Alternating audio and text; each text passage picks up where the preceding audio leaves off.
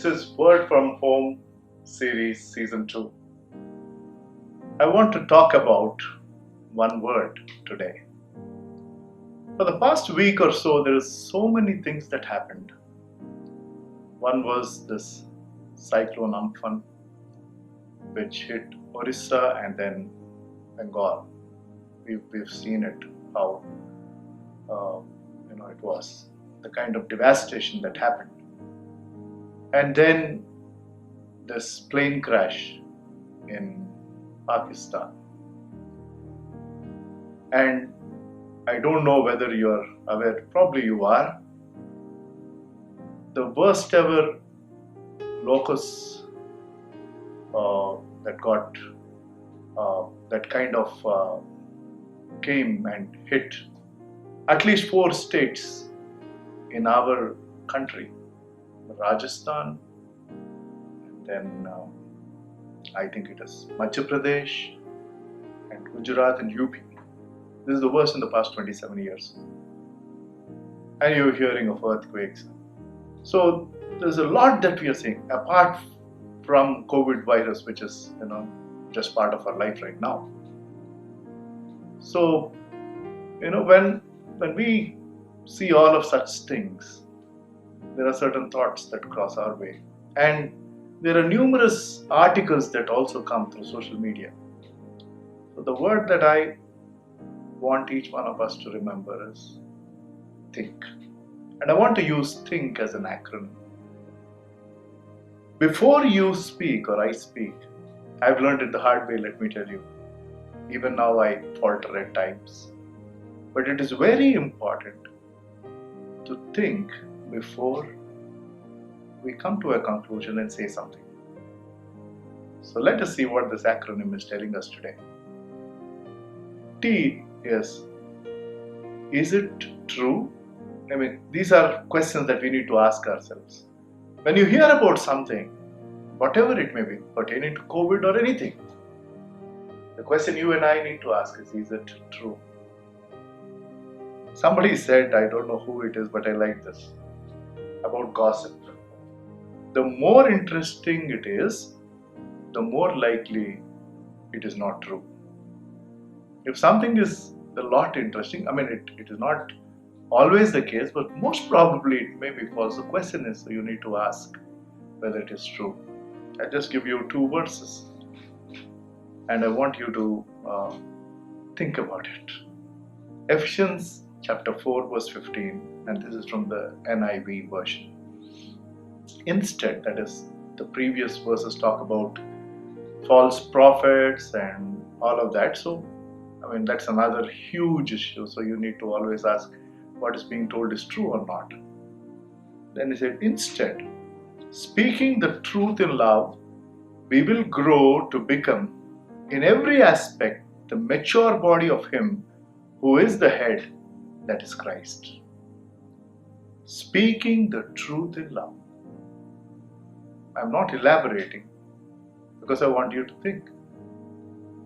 And the next verse is Proverbs 12:22. This is the NLT version. The Lord detests or hates lying lips, but He delights in those who tell the truth. So we are supposed to tell the truth. It is so important. So let us go to the next letter of think, H. The question we need to ask is it helpful? Before I say something, whatever I'm going to say, is it helpful? You will get the answer right away. So, is it going to provide a solution for the problem, or so on and so forth? So I can go on for hours, but just go over this. One mother, I believe, used to always tell her children this beautiful thing. He says, are your words flames or flowers? Flowers are beautiful, flowers give fragrance, and flames are there to destroy. Just one verse for you to think about. Ephesians chapter 4 verse 29. Don't use, again this is NLT version, don't use foul or abusive language. Let everything you say be good and helpful. That is where helpful comes from. So that your words will be an encouragement to those who hear them. And I'm telling you, I'm sure we are longing to hear encouraging words that are going to help us face this. There are lakhs of people who are still suffering, especially the migrants. Just look at it. I mean, we are hearing so much. So when we get an opportunity, either through social media or any other mode of communication, whatever you're saying, think about it, whether it is helping somebody. We need to build each other by telling words that are helpful. I, from the word think, is, are my words inspiring? It's very important. Inspire people for the right reasons. There are a lot of people who are inspiring. I see it in social media day in and day out.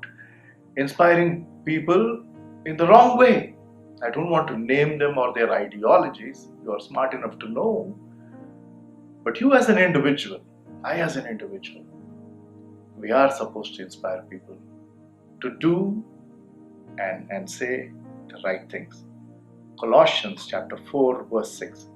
Let your conversation be gracious and attractive, so that you will have the right response for everyone. Think about that.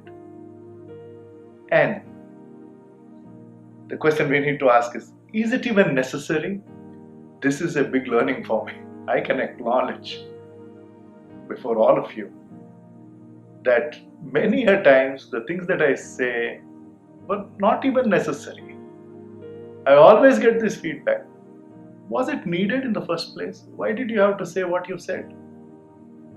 And I've been, teaching, sharing, preaching, and so many other things. But yet, I have to keep asking this question. Was it needful? It is very important. James gives this beautiful, instruction. James chapter 1 verse 19. You must all be quick to listen. That is another problem with me, by the way. I'm still learning to listen. I'm so anxious to speak. Slow to speak and slow to get angry. See the sequence. Read and meditate on that. And Psalm 99:1 is, I said to myself, I will watch what I do and not sin in what I say. I will hold my tongue when the ungodly are around me. What an amazing verse. We need to be careful when we are around ungodly people because they're going to instigate. I've lost my so-called, temper many a times when I was surrounded by ungodly people. The last letter is K from think. K is it kind? Whatever I am saying, is it kind? And it's very important. We as God's children need to be kind. Psalms 19 verse 40. I just want to end the beautiful prayer. As the psalmist says, may the words of my mouth and the meditation of my heart be pleasing to you, O Lord, my rock and my redeemer. Think before you speak. I'm sure you will do that. God bless you.